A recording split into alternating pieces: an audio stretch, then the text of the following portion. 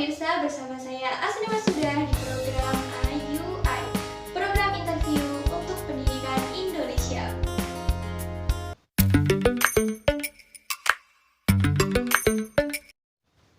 Pemirsa, pendidikan merupakan hal yang sangat penting dan tidak bisa terlepaskan dari kehidupan manusia. Berbicara tentang pendidikan, pasti harus berkaitan dengan kebijakan dan inovasi. Saat ini Indonesia sedang dilanda pandemi COVID-19 yang mana merubah sebagian besar kebijakan-kebijakan pemerintah, khususnya kebijakan pendidikan. Selain pandemi ini berpengaruh kepada kebijakan pemerintah, pandemi ini juga menyebabkan masalah kepada para pelaku dan pelaksana pendidikan terkait dengan kebijakan pemerintah yang dikeluarkan saat ini. Oleh karena itu, di interview kita kali ini kita akan mengangkat topik bahasan tentang bagaimana urgensi kebijakan dan inovasi pendidikan di era pandemi saat ini.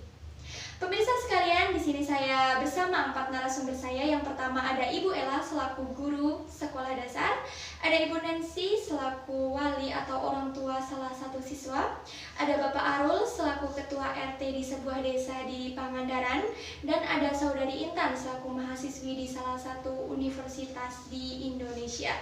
Mari kita sapa 4 narasumber kita. Selamat siang Ibu Ella, Ibu Nancy, Bapak Arul, dan Saudari Intan. Halo Mbak Sri, selamat siang. Baik, terima kasih sudah berkenan hadir untuk melaksanakan diskusi di siang hari ini. Baik, selanjutnya saya akan masuk ke sesi diskusi pertama dengan Ibu Ella. Halo Ibu Ella. Ya, Ibu Ella. Nah, kita tahu nih saat ini kita melaksanakan PJJ gitu sesuai dengan kebijakan pemerintah yang dikeluarkan gitu. Nah, bagaimana pendidikan saat ini gitu? Apakah efektif gitu menurut Ibu Ella selaku guru di sekolah dasar? Ya, baik. Jadi, pembelajaran jarak jauh ini atau PJJ sudah menjadi sistem pengajaran yang efektif. Akan tetapi, keefektifannya tergantung pada peserta didik dan pengajar itu sendiri. Pembelajaran jarak jauh ini dapat dilakukan dengan berbagai bentuk, salah satunya yaitu dengan pembelajaran langsung menggunakan aplikasi Zoom Meeting.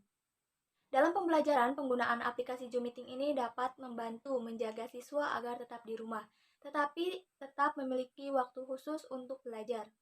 Namun sayangnya, tantangan untuk penerapan pembelajaran ini cukup banyak, yaitu terlalu banyaknya penghabisan kuota, kualitas sinyal yang kurang bagus, serta kurangnya penguasaan dalam teknologi.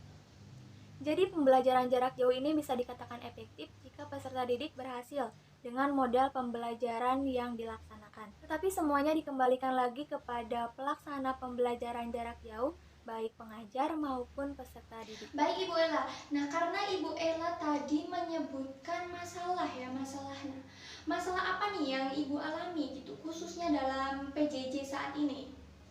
Permasalahan yang terjadi bukan hanya terdapat pada sistem pembelajaran, akan tetapi ketersediaan kuota yang membutuhkan biaya cukup tinggi.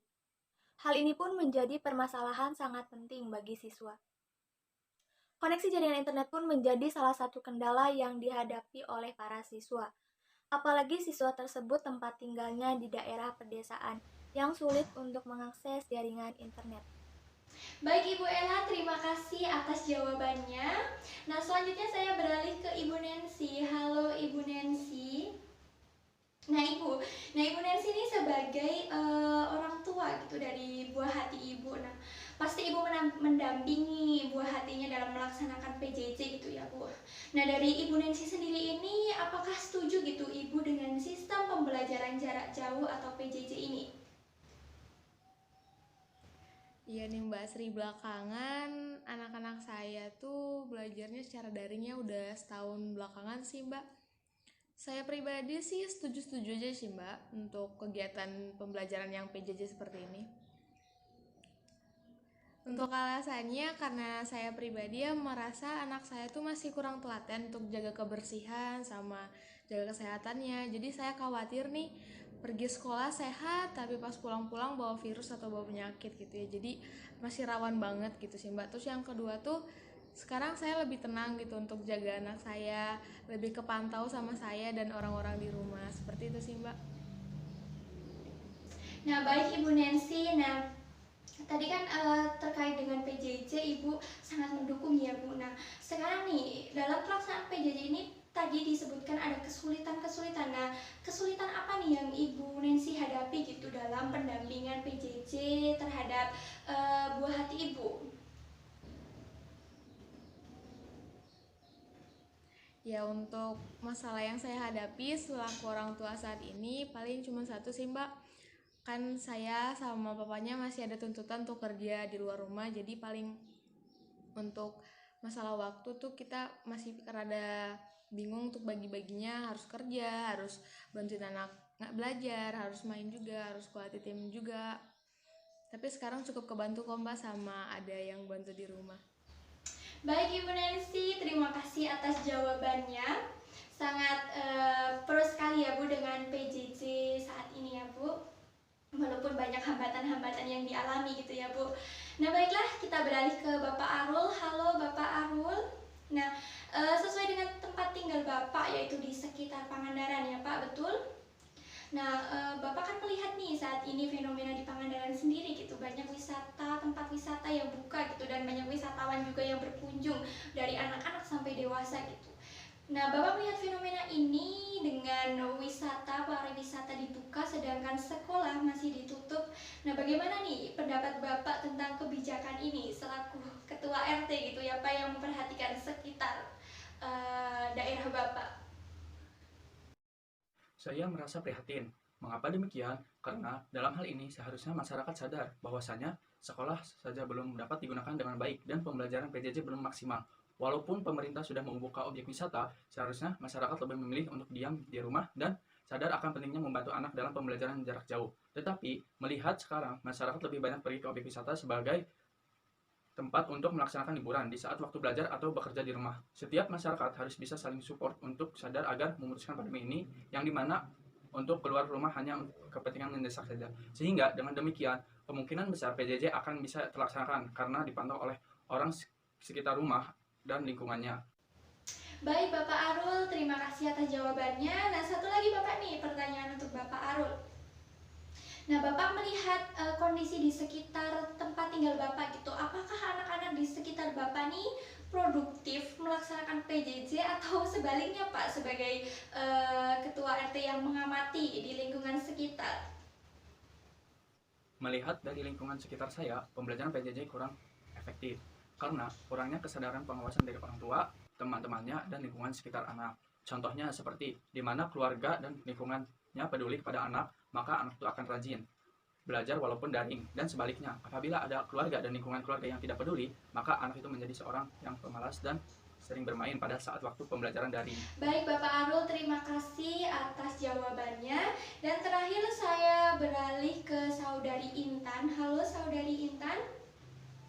Nah baik, saya ingin bertanya gitu, Saudari Intan sebagai mahasiswa pendidikan itu melihat kebijakan saat ini gitu, kebijakan pendidikan saat ini bagaimana nih pendapatnya? Wah, berbicara tentang ini menarik sekali ya Mbak. Kita tahu ya bahwa dalam pandemi sekarang itu banyak sekali kebijakan pendidikan yang dikeluarkan oleh pemerintah. Kita juga ingat bahwa penyebaran pandemi ini itu terjadi pada akhir Desember 2019, lalu kebijakan PJJ itu diberlakukan pada bulan Maret 2020. Kita bisa melihat bahwa dalam waktu sesingkat itu pemerintah bisa mengeluarkan kebijakan yang sangat baik. Namun di balik kebijakan yang sudah dikeluarkan oleh pemerintah banyak sekali tantangan dan juga hambatan, bahkan berbagai penolakan dari masyarakat. Namun di balik itu pemerintah tetap berusaha semaksimal mungkin untuk menjaga kualitas pendidikan di Indonesia agar lebih baik dengan cara yang sangat aman. Nah, menurut saya sebagai mahasiswa calon pendidik itu sangat baik sekali dan saya salut sekali akan hal itu. Baik, Saudari Intan, terima kasih atas jawabannya gitu. Nah, tadi kan telah disampaikan nih oleh narasumber-narasumber kita juga sebelumnya bahwasannya di dalam kebijakan saat ini tuh banyak sekali masalah-masalah gitu. Nah, menurut Saudari Intan, nah apa sih faktor-faktor yang menyebabkan masalah ini terjadi gitu? Silahkan dijawab Saudari Intan.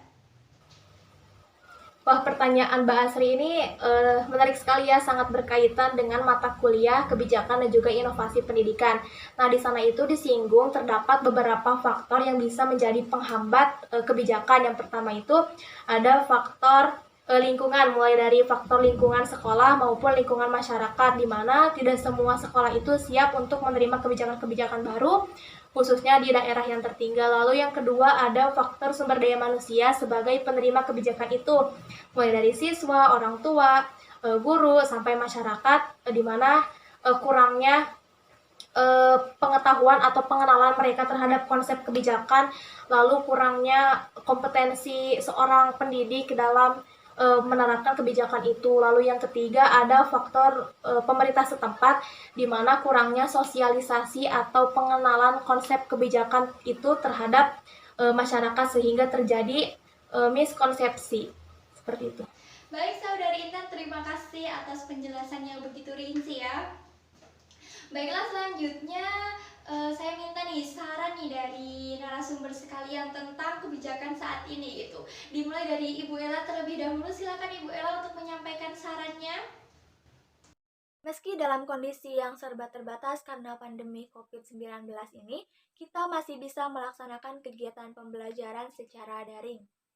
Dalam pembelajaran daring ini, guru dituntut untuk melek teknologi, serta dituntut juga untuk belajar banyak hal, khususnya dalam pembelajaran daring ini. Baik Ibu Ella, terima kasih banyak. Dan selanjutnya untuk Ibu Nancy. Nah, sebagai orang tua nih, bagaimana saran atau harapan Ibu ke depannya?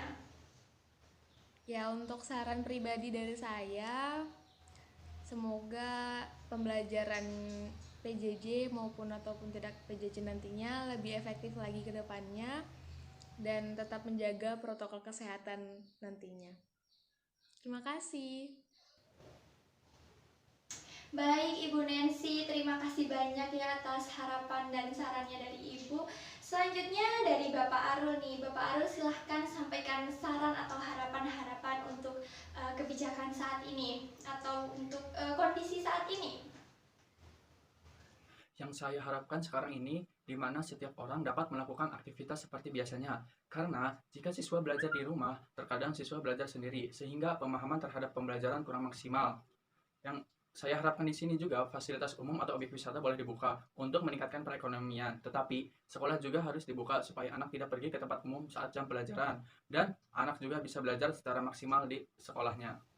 Baik Bapak Arul, terima kasih atas saran dan harapannya. Nah, selanjutnya yang terakhir Saudari Intan nih. Bagaimana nih harapan atau saran-saran dari Saudari Intan selaku seorang mahasiswi gitu yang belajar mata kuliah kebijakan dan inovasi pendidikan? Silakan sampaikan harapan dan sarannya. Ya, harapannya kalau dari saya sendiri, saya berharap bahwa ketika pemerintah mengeluarkan sebuah kebijakan, tentunya kita sebagai penerima kebijakan itu harus menyikapinya dengan bijak pula, karena seoptimal apapun pemerintah mengeluarkan sebuah kebijakan, jika tidak ada kerjasama dan juga dukungan dari kita sebagai masyarakat, maka itu akan dirasa sia-sia. Tujuan pendidikan yang ingin dicapai pun tidak akan tercapai gitu. Nah, lalu dibalik kebijakan yang dikeluarkan oleh pemerintah dalam masa pandemi ini, menurut saya itu bisa menjadi bahan evaluasi khususnya untuk saya sebagai calon pendidik, agar kedepannya bisa mempersiapkan dan juga menerapkan semua kebijakan pendidikan dengan baik lagi. Mungkin seperti itu. Terima kasih kepada Saudari Intan atas saran dan harapannya yang begitu detail sekali, dan saya ucapkan terima kasih banyak kepada keempat narasumber kita yang telah memberikan jawaban-jawaban yang sangat menarik. Di sini saya akan menyimpulkan bahwasanya di dalam pendidikan pasti tidak bisa terlepas dari adanya masalah dalam pendidikan. Nah, di dalam kebijakan dan inovasi pendidikan yang dikeluarkan pemerintah pasti memiliki tujuan dan maksud untuk mensejahterakan dan memajukan pendidikan di Indonesia. Tidak ada kebijakan atau inovasi yang dikeluarkan pemerintah tanpa tujuan. Selain itu, kita sebagai pelaku pendidikan harus selalu taat dan melaksanakan kebijakan-kebijakan yang telah diberikan oleh pemerintah. Selanjutnya, bahwasanya kebijakan pendidikan tidak akan bisa berjalan tanpa dukungan dari seluruh elemen masyarakat. Dan untuk interview kita kali ini bisa menjadi evaluasi untuk membuat kebijakan-kebijakan selanjutnya di masa mendatang. Selanjutnya, sebagai generasi muda, kita harus mendukung kemajuan pendidikan di Indonesia karena Indonesia